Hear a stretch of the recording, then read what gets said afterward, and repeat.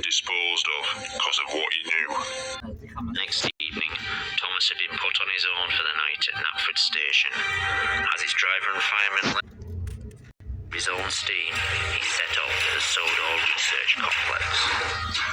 He had to spend mostly moving under his own strength. It took Thomas 3 hours to get to the complex. The efforts to get there nearly killing him. Thomas arrived at midnight.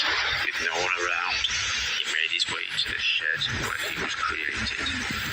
What he found was the answers to his questions and many others.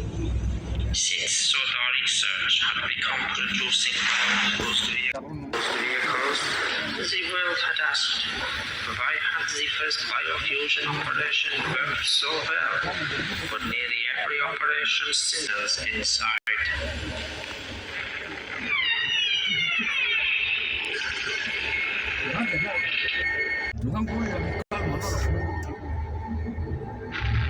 Thomas had never been the first. Number 17 contained was evidence of several attempts with Thomas's DNA. These had been early tests made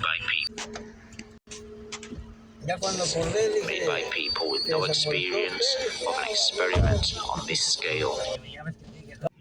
Ill-planned and unprepared, these procedures had used DNA from the human Thomas and had been as much the real Thomas as the tank engine the world had come to know and love.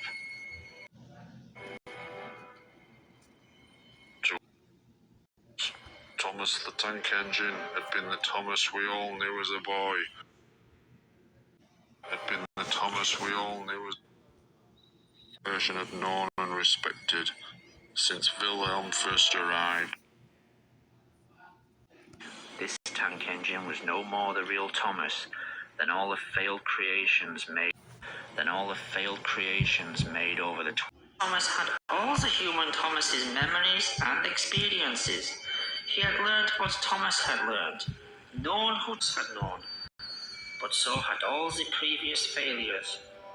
The following experiments had not had the same work put into them, resulting in the freak engines and aircraft that had developed so many problems on Sodor Island and around the world. In Shed 17, Thomas wouldn't discover who he was, but in fact,